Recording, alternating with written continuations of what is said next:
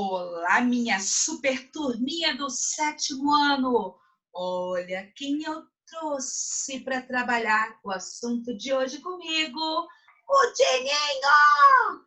Porque nós vamos entrar numa outra classe de vertebrados, uma outra classe dentro do filo dos cordados do reino Metazoa. Nós vimos os mamíferos, depois vimos as aves, e agora a gente vai trabalhar os répteis. Temos um dininho herbívoro aqui, né? Que pertence ao grupo dos répteis. Quer dizer, né? Já pertenceu, né, Dino? Porque você já nem existe mais, né? Numa grande catástrofe global que envolve de meteoros até tsunamis e... Você, Dino, não está mais entre nós, mas os seus fósseis mostram que vocês já existiram, né? Desde o tamanho de uma pombinha até dinossauros gigantescos aí com vários metros de altura.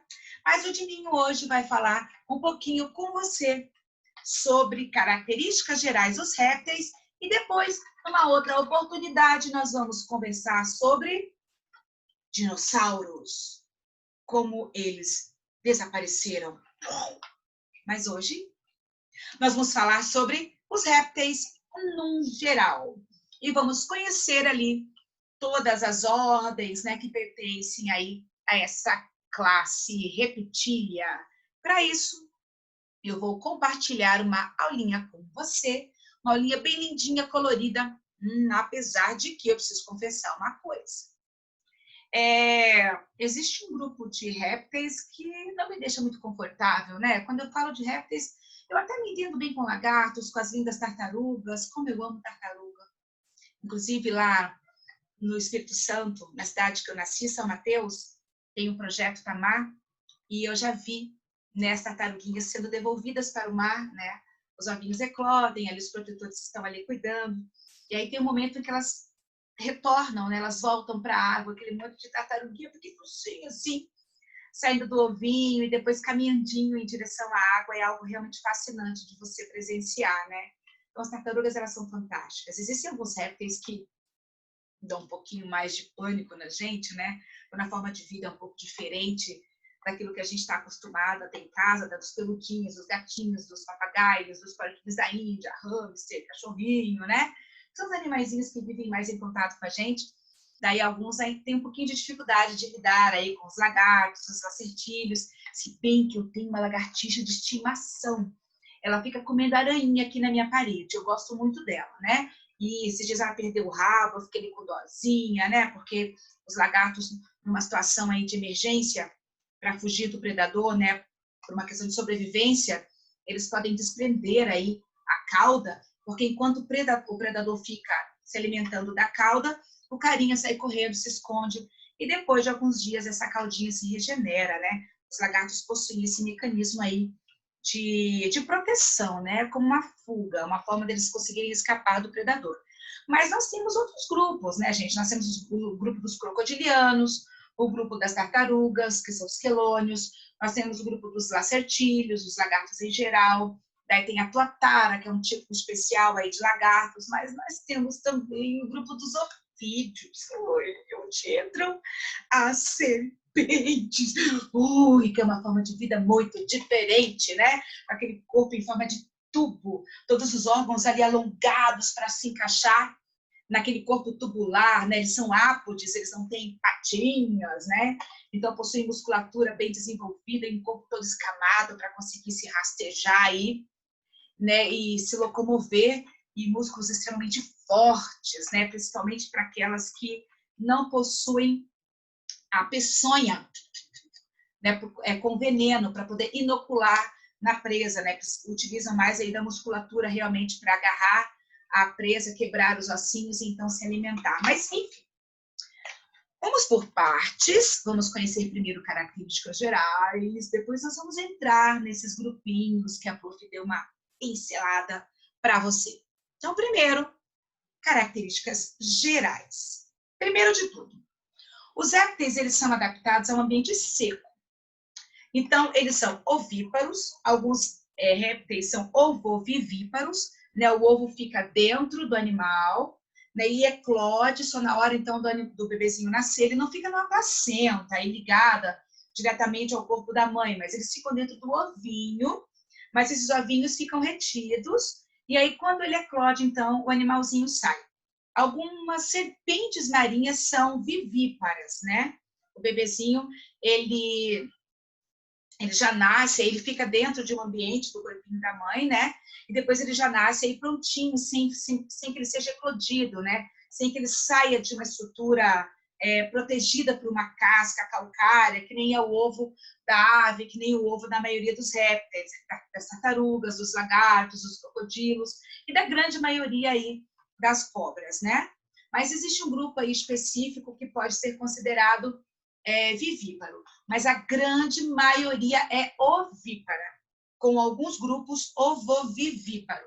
O bebê fica dentro de um ovo, mas o ovo dentro da barriguinha da mãe. Enquanto os ovíparos fazem a postura e chocam esses ovos. Gente, os répteis, eles têm pouco ou nenhum cuidado com os bebês, né? Os bebês já nascem tendo que se virar, né? Não existe aquele instinto assim, né, Dino, de maternidade. O carinha já tem que dar conta aí da vidinha meio que sozinho. Gente, os répteis, eles se espalham por todos os ambientes, né? Com exceção aí da Antártica, por causa da temperatura extremamente baixa e por causa da falta de capacidade que esses animais têm de manter a temperatura corporal. Eles conseguem controlar até um certo ponto a temperatura corporal, mas ela depende muito da temperatura externa. Então, por isso que a gente chama os répteis de pecilotérmico ou ectotérmico, ecto de fora, ou seja, a temperatura corporal depende da temperatura ambiente, né? Principalmente do calor do sol, né? Então, o calor do sol aí aquece o corpinho, existem mecanismos que controlam se o animal já recebeu calor o suficiente para que ele possa desenvolver aí suas atividades. Por isso que em dias bem frios, você vai aí ao zoológico e você percebe que os crocodilos, eles não saem da água, as tartaruguinhas estão ali enfiadinhas na água, porque a água, como tem calor específico, ajuda a controlar o calor do corpinho aí desses animais, tá? Então, são animais ectotérmicos ou pecilotérmicos, diferentes de mamíferos e aves, que são endotérmicos ou homeotérmicos. Aves e mamíferos controlam a temperatura do corpo independente do ambiente. Os répteis, não. Os répteis dependem completamente, a temperatura corporal depende completamente da temperatura do ambiente. Gente, a respiração é pulmonar. Respiram por pulmões, tá? Precisam do oxigênio atmosférico, até mesmo os animais que ficam na água. Eles precisam ir até a superfície, fazer essa troca do oxigênio pelo gás carbônico, porque a respiração é por pulmões. O sistema circulatório é parecido com o de aves e mamíferos, mas existe uma diferença que eu já vou falar para vocês daqui a pouquinho, tá? Mas a circulação ela é dupla, o sangue passa 2 vezes pelo coração antes de ir para o corpo, mas existe uma diferença, né? O coração dos répteis é um pouquinho menos desenvolvido do que o coraçãozinho de aves e de mamíferos. O corpo é coberto por uma pele seca, dura, grossa, muitas vezes coberto por escamas, por placas ósseas ou carapaças, né? Então, a gente pode ter escamas no caso dos lagartos, das cobras, carapaça no caso das tartarugas, ou até mesmo placas ósseas no caso aí dos crocodilos, né? Então, o corpo ele é preparado mesmo para evitar ressecamento, para evitar perda de água, porque os répteis, eles vivem com uma economia muito grande de água, né? Eles precisam economizar água para que eles não entrem em desidratação, em ressecamento, né? Tanto que eles também possuem cloaca, igual nas aves, né? O sistema digestório, urinário e reprodutor se conectam numa única bolsa, que seria a cloaca. Essas seriam, então, características gerais. Mas agora eu vou me aprofundar um pouquinho, por exemplo, na pele, ó. Como eu disse para vocês, existem répteis que têm a pele forrada por escamas. No caso das serpentes, né? As serpentes, As cobras, os lagartos, têm a pele forrada por escamas, né? São os escamados, né? Escamas na epiderme, cobrindo, então, a epiderme. Mas existem répteis que têm placas córneas, né? Ou placas ósseas, que é o caso dos crocodilos e dos jacarés, né? Dos alligators, dos gaviais, né? Do grupo dos crocodilianos. Eles possuem, então, placas ósseas pelo corpo. Já as tartarugas, elas possuem carapaças, né? A gente aqui está colocando como placas ósseas, mas na maioria da literatura você vai ver que crocodilos e jacaré são placas ósseas ou placas córneas, né? As tartarugas, a gente não chama especificamente de placas ósseas, muitas vezes a gente chama de carapaça, né? São carapaças aí cobrindo o corpo. Mas essa carapaça também é uma placa óssea, né? Porque a carapaça está diretamente ligada à coluna vertebral da tartaruga. Você não consegue tirar a tartaruga da casinha, ela não está dentro de uma casinha. Essa carapaça aqui, que na verdade é uma placa óssea, ossificada, né? Ela pertence à coluna vertebral da tartaruga. Se você arrancar a carapaça, você mata o animal. Você arranca a coluna vertebral do animal porque está tudo junto, né? Formando esse esqueleto, essa estrutura aí de proteção extra, né? Da epiderme, do corpo do animal. Então, tudo faz parte, né? Está diretamente ligado ao corpinho do animal, né? E no caso, os crocodilos e dos jacarés, em algumas literaturas você vai encontrar como placas ósseas, mas na verdade a gente vai chamar de placa córnea, porque não são placas diretamente ligadas ao esqueleto, como é o caso da carapaça e das tartarugas, né? Mas são tipos diferentes, então, de revestimento, né? Então, a gente pode ter escamas, plaquinhas, córneas ligadas na pele, ou a carapaça, que seria uma placa óssea, que é diretamente ligada à coluna vertebral do animalzinho, no caso aí das tartarugas. Gente, a respiração, como eu falei, ela é pulmonar. O cara tem o pulmão, ó. Na verdade, aqui vão ter dois pulmõezinhos. Em alguns répteis, um dos pulmões ele é atrofiado e o outro pulmão bem mais desenvolvido, tá? No caso de algumas cobras, principalmente, um dos pulmões ele é atrofiado, enquanto o outro ele é bem comprido e alongado, né? Garantindo uma grande troca gasosa, então. Então, a respiração é pulmonar. No caso dos que vivem na água, principalmente as tartarugas, ó, atrás, na cloaca, a cloaca ela é feita por um tecido bem fininho e bem vascularizado, cheio de vasinhos sanguíneos, de capilares fininhos. Quando a água bate ali, a cloaca vai funcionar como se fosse uma brânquia de peixe. Então, a troca vai acontecer também pela cloaca. É como se fosse uma respiração extra, né?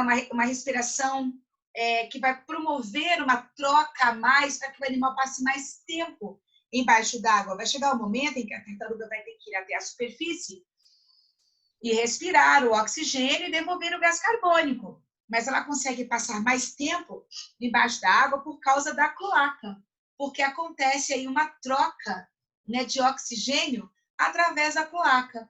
A água bate, o oxigênio vai para a circulação e o gás carbônico sai para a água, funcionando como se fosse uma brânquia de um peixe.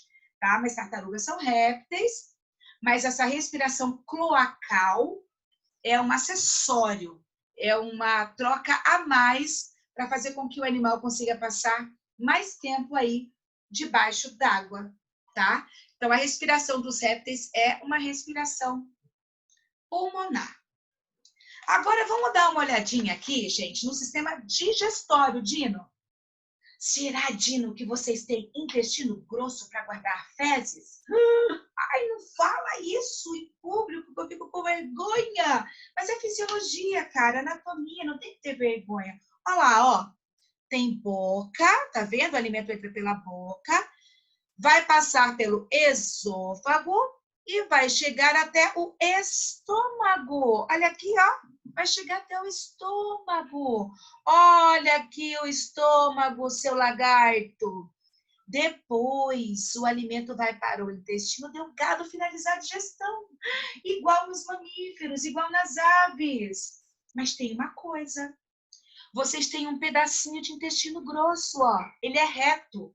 Ele não é tudo encurvado igual nos mamíferos. Nos mamíferos tem 1,5 m de intestino grosso todo dobradinho.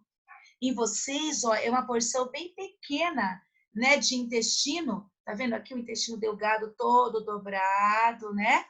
E aí depois tem uma porçãozinha de intestino grosso até chegar na cloaca. Ele é reto. Aí, ó, ele é reto, porque vai terminar no reto, e depois vai sair tudo pela cloaca. E as fezes também são aborrecidas, né? Porque junto, sabia que vai cair a urina? Porque vocês têm rim. Olha aqui o rinzinho dos répteis, ó. O rim vai filtrar o sangue, porque a circulação, Dino, é fechada igual na nossa. O sangue vai por artérias e volta por veias, igual é nas aves, igual nos mamíferos.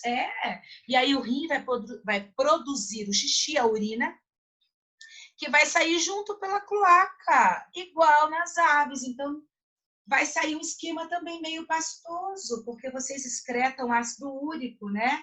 Que é um composto aí pouco diluído em água, então sai um esquema mais pastoso. Sabia, Dino? Não precisa ficar com vergonha, Dininho, ó.